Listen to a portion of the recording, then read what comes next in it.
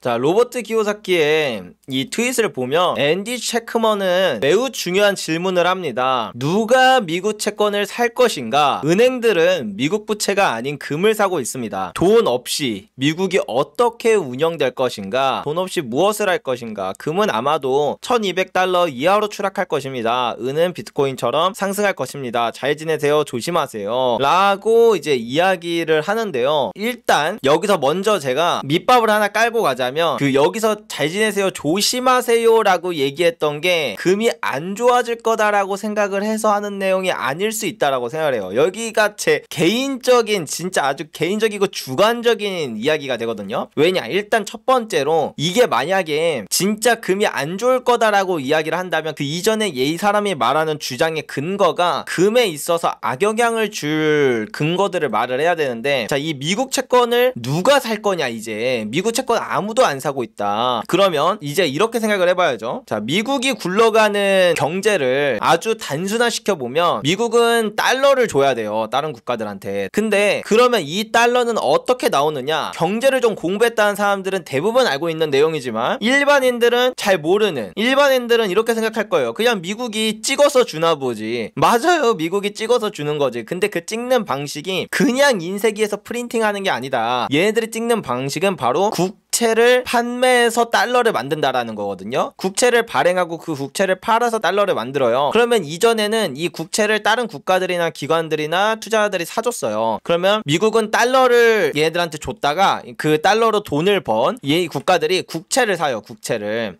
이런 식으로 국채를 사서 얘네들이 국채를 보유해 줌으로써 이 달러가 세상에 계속 풀릴 수가 있게 되는 거거든요. 이 국채가 핵심이다, 국채가. 근데 그럼 만약에 다른 국가나 투자자들이 이 국채를 사주지 않는다면, 국채를 더 이상 안 사준다는 건 달러를 발행하지 못한다라는 거예요. 그 재무부 장관 앨런도 이야기를 했다시피 미국의 그 자본시장이 엄청나게 미국의 달러가 정말 강한 이유 중에 가장 큰 요소가 바로 그 통화 발행에 있어서 되게 자유롭다라는 거거든요. 자본시장이 풍부하다, 유동성이 풍부하다, 뭐 깊다, 뭐 이런 표현들을 많이 쓰는데, 그게 달러 발행을 자기네들 하고 싶은 만큼 할 수 있을 그런 유연성을 가지고 있다 라는 걸 뜻해요. 근데 이제 국채를 안 사준다? 그러면은 이 달러를 그 유연하게 유동성을 깊게 가질 수 없는 요소가 되다 보니까, 그렇다고 달러를 아예 발행을 못하는 것이냐? 또 그건 아니에요. 만약에 정말 국채를 잘 안 사주려고 하면 두 번째 방법이 있어요. 최후의 방법인데 자기가 사면 돼요. 미국이 국채를 찍어서 연준이 국채를 사주면 돼요. 이걸 사줘. 그러면 얘 달러를 보내주고 연준은 국채를 받아가겠죠. 이렇게 해서 그냥 자기들끼리 북치고 장구치고 다 하면서 달러 발행을 할 수 있거든요. 이러면 진짜 이제 달러의 가치가 미친듯이 폭락을 하는 거예요. 보통 이렇게 이제 그 피아트 머니, 그러니까 불안화폐 시스템이 망가지는 길이 이런 식으로 하면서 최후를 맞이하게 되거든요. 여하튼 첫 번째에서 그냥 달러 발행량을 줄이면 그것 자체로 달러에 대한 지위가 상실되는 거고, 두 번째, 그렇다고 그냥 자기네가 북치고 장구치고 하고 발행을 해버리면 달러에 대한 신뢰가 무너져요. 그러니까 달러의 가치가 떨어진다라는 거죠. 어쨌든 뭘로 가더라도 달러의 그 뭔가 절대적인 가치는 떨어지는 게 맞다. 지금은 그런 시대로 이미 가고 있고, 그래서 전 세계 중앙은행들이 미국 국채부터 다 지금 팔아제끼고 금으로 바꾸고 있는 이유가 이런 이유 때문이다 라고 볼 수 있는데, 그 말은 즉 이 과정에서 가장 큰 수혜를 보는 게 바로 금이에요. 이건 역사적으로 진짜 막 로마 시대, 중세 로마 때부터 가더라도 항상 이런 패턴에서 금이 결국에 최후의 승리자고 마지막에 웃게 되는 존재가 되었다라는 걸 알 수가 있거든요. 예, 가까운 역사에서도 그렇고 먼 역사로 가든 이 똑같은 과정 가운데서 금이 패배했던 적이 단 한 번도 없어요. 자, 근데 이제 그렇다면 이 모든 전제는 앞으로의 시대에서 금이 어마어마하게 빛날 거구나 라는 건데, 여기서 금은 아마도 1200달러 이하로 추락할 것입니다. 완전 생 반대 이야기를 하죠. 근데 그 뒤에 이어서 은은 비트코인처럼 상승할 것입니다. 은은 상승하는데 금은 하락한다? 근데 이거는 역사적으로 이랬던 역사가 없어요. 금이랑 은은 이건 가격 차트 100년치만 뽑아봐도 금과 은 가격은 오를 때 같이 오르고 떨어질 때 같이 떨어져요. 요것도 제가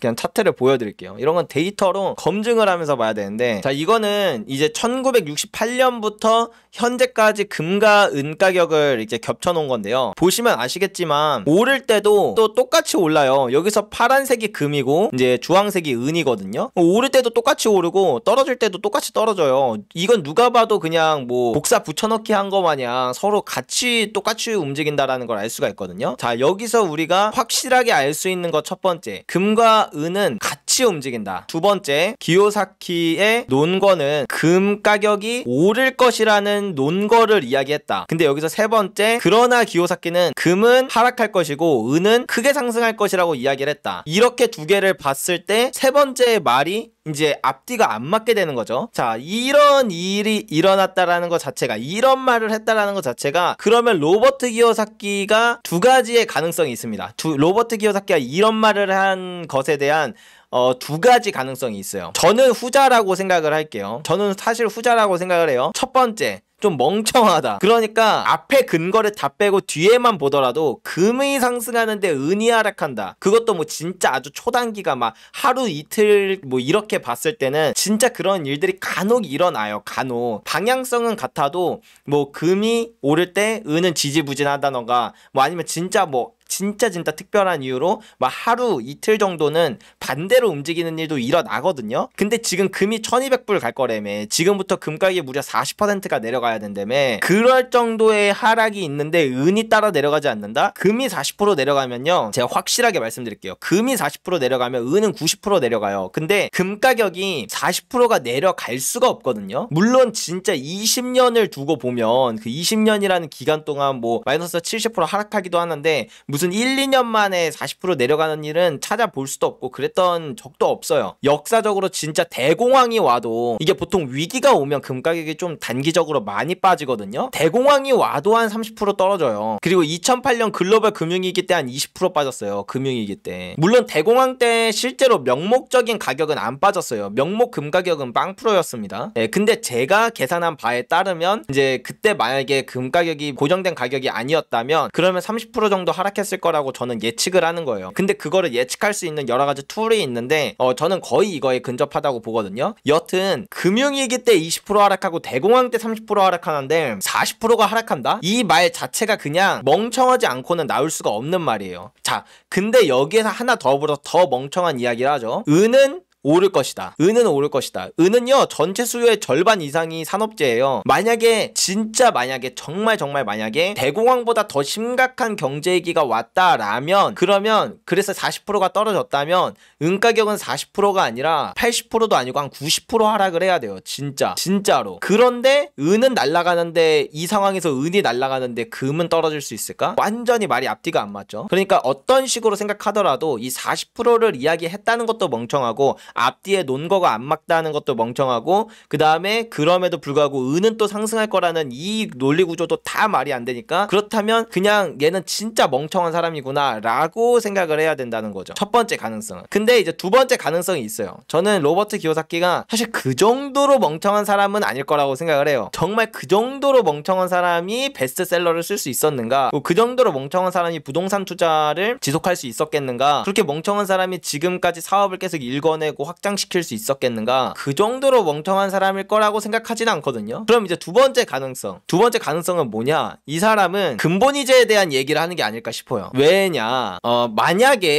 정말 만약에 근본이자를 주장하기 위해서 저 말을 했다라고 가정을 하면, 그러면 모든 말이 앞뒤가 맞아요. 첫 번째 놓은 거, 달러의 위기다 지금. 그러면 이제 근본이자를 이해하기에 앞서서 달러의 위기는 더 많은 걸 포함하면 이제 불안 화폐 시스템의 위기죠. 더 크게 보면 이 위기를 이야기해야만 해요. 그래서 앞에 제일 먼저 이야기한 게 바로 이 얘기였거든요. 지금 이제 미국 국채 사주지도 않는다, 달러 가치 하락한다, 그거 어떻게 할 거냐? 무조건 이제부터 달러는 과거의 달러랑은 아예 다른 달러다, 이제 달러가 신뢰를 잇는 건 시간 문제다 라는 이 내용을 이야기하는 게 합당하다라는 거죠. 자, 두 번째, 금 가격이 1200불이 된다. 근본이자면은 금 가격 폭등해야 되는 거 아니에요? 이렇게 물어보는 사람이 있어요. 근데 아니에요. 근본이자가 되면 금 가격이 실제로 뭐 1200불이 될지 아니면 30불이 될지 뭐 어쨌든 진짜 금 가격이 정말 많이 하락해요. 왜냐면 그게 우리가 이 가격이라는 걸 명목상 가격으로 보거든요. 그러니까 어떻게 표현하는 게 좋을까?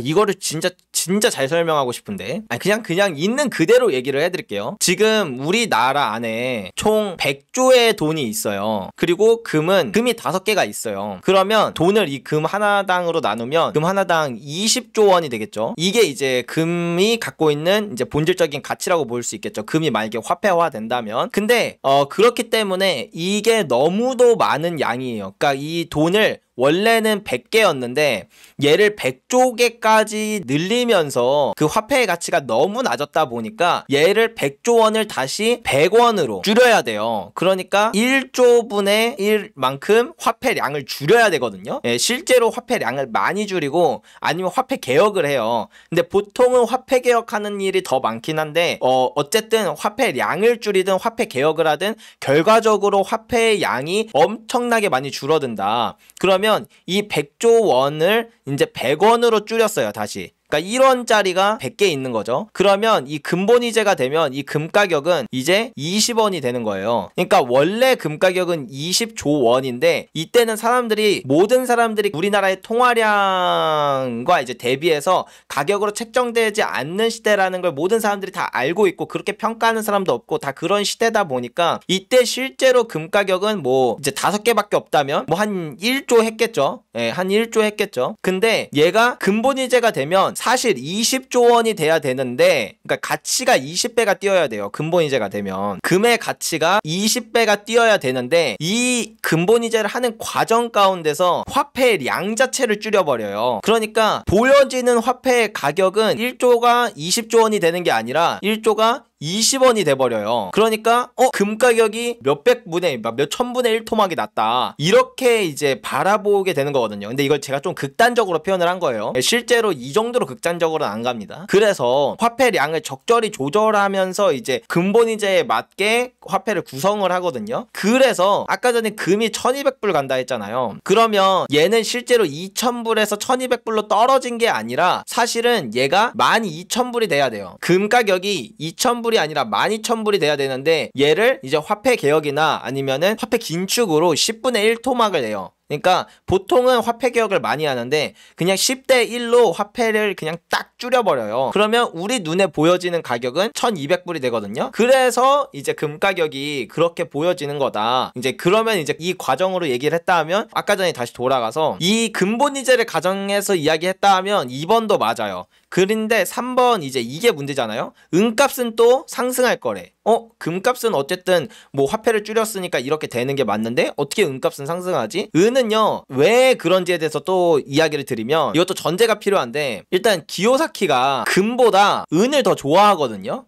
그래서 실제로 막 영상들을 보면 로버트 기요사키가 은을 만지고 은에 대해서 얘기하는 게 많지 금을 보여주고 하는 경우가 잘 없어요. 그러니까 기요사키가 늘 이야기하는 것 중에 하나가 은이 진짜 저평가되어 있다고 얘기를 해요. 자, 그리고 두 번째는 아까 전에 보여드렸다시피 은이 오를 때 금보다 더 많이 올라요. 이 두 가지를 기준으로 하면 기요사키는 은도 당연히 얘가 뭐 예를 들면 지금 23불인데 얘는 이제 뭐 2.3불 뭐 이렇게 내려가야겠죠. 10분의 1 토막. 근데 오를 거 대비 10분의 1 토막 나는 거니까 얘가 얼마일지인 거잖아요. 근데 로버트 기요사키는 얘가 10배보다 더 많이 오른다고 생각을 하는 거예요. 예를 들면 은 가격이 10배가 오를 거였어요. 그러니까 그 금본위제로 돌아가면 이제 은도 재평가가 되겠죠. 은 가격도 재평가가 되기 때문에 얘도 10배가 올라서 230불이 돼야 돼요. 10배가 올라서. 근데 얘가 이제 그 화폐 개혁으로 인해서 가격 표시를 10분의 1로 하죠. 그래서 10분의 1로 돌아가요. 그럼 23불이 되는 거니까 만약에 은이 지금 가치보다 10배가 더 올라가야 정상 가치다라고 말을 한다면 그러면 은 가격은 화폐 개혁이 있는 금본위제가 시작되고 화폐 개혁이 있어도 가격이 오르거나 떨어진 것처럼 보이지 않는다는 거죠. 근데 로버트 기요사키는 얘가 10배보다 더 올라간다고 보는 거예요. 왜냐? 1970년대에도 은은 30배가 올랐어요. 30배가. 그리고 2000년대에도 금은 11배가 올랐어요. 근데 지금은 심지어 70년대나 2000년대랑은 비교가 안 될 정도로 더 저평가되어 있지. 그 다음에 그다음에 지금 뭐 인플레이션이나 이런 것도 어마어마하게 크지. 거기다가 이제 달러의 위기다, 금보이제로 돌아간다, 이거는 뭐 금과 은에 있어서는 진짜 최고의 이슈다 보니까 그러면은 최소 70년대보단 더 많이 올라가겠지 라고 누구나 예상해 볼 수 있는 그 마인드를 갖고 있는 거죠. 그러면 얘가 최소 30배가 오른다라고 생각하면 얘는 23불이 아니라 690불이 되는 거고, 690불을 10분의 1 토막 내면 금보이제가 다 마무리되고 화폐 개혁이 다 마무리되더라도 얘는 69불이 되는 거예요. 그러면 지금 가격보다도 더 높아질 거다라고 표현을 한 거죠. 그러니까 명목 가격상으로 이야기를 하면 이 얘기도 당연히 맞는 얘기다. 그러면 달러 위기에 대한 첫 번째 이야기를 했던 것도 금보이제를 가정했다라고 하면 맞고, 두 번째도 맞죠. 금은 뭐 10배 이상 올라갈 거다 이렇게 뭐 쉽게 생각하기 좀 어렵다 보니까, 뭐 로버트 기요사키 생각에는 이제 금보이제로 돌아간다고 하면 이제 10분의 1을 가정했을 때 금은 6배 정도의 가격이 상승하는 게 좀 적절한 가격이다, 이렇게 보는 것 같아요. 그리고 이제 은 가격 같은 경우에는 항상 금이 오른 것보다 2배 정도의 더 많이 오를 수 있는 그런 퍼포먼스도 있고, 심지어 지금은 역사적으로 어느 때보다도 은이 더 많이 저평가되어 있는 시기고, 뭐 이런 것들을 이전에 이야기했던 것처럼 10배가 아니라 뭐 진짜 30배 뭐 이렇게 오를 것이기 때문에, 그런 가격으로 봐도 오른 것으로 보일 수 있기 때문에 은은 많이 상승할 거다 이렇게 이야기를 하는 게 아닌가. 이게 두 번째 가능성이에요. 근데 사실 이제부터는 여러분들이 판단하시면 돼요. 로버트 기요사키가 멍청한데 양베리가 지켜준다라고 생각해도 되고, 아니면 이제 진짜 이런 의도로 얘기했을 법하다 라고 생각을 하셔도 됩니다. 이제 여기서부터는 자유다, 뭐 이렇게 말씀을 드릴 수 있을 것 같고요. 이게 2월 언제였지? 2월 15일에 이런 트윗을 날렸는데 바로 다음날 16일에 뒤이어서 이 트윗을 날렸어요. 나는 연준을 신뢰하기보다는 금, 은, 비트코인을 신뢰하는 것을 선호합니다. 17일날 연준과 싸우지 마세요. 나는 The Fed라고 말합니다. 금, 은, 비트코인을 구매하세요. 그러니까 계속 로버트 기요사키는 금, 은, 비트코인에 대한 중요성을 계속 알리고 있고, 로버트 기요사키의 책 페이크를 보면 거기서도 정말 아주 자세하게 또 구체적으로 자기의 신념을 담아서 금과 은과 비트코인에 대한 이야기를 하거든요. 이런 사람이 오히려 이쪽에 가깝지, 그냥 멍청해서 저런 얘기를 했다, 나이 먹더니 헷가닥했다, 자기가 예전에 무슨 말을 했는지도 까먹고 저런 걸 썼다, 저는 그렇게 생각하진 않습니다. 그럴 정도로 멍청할 거라고 생각하지는 않아요.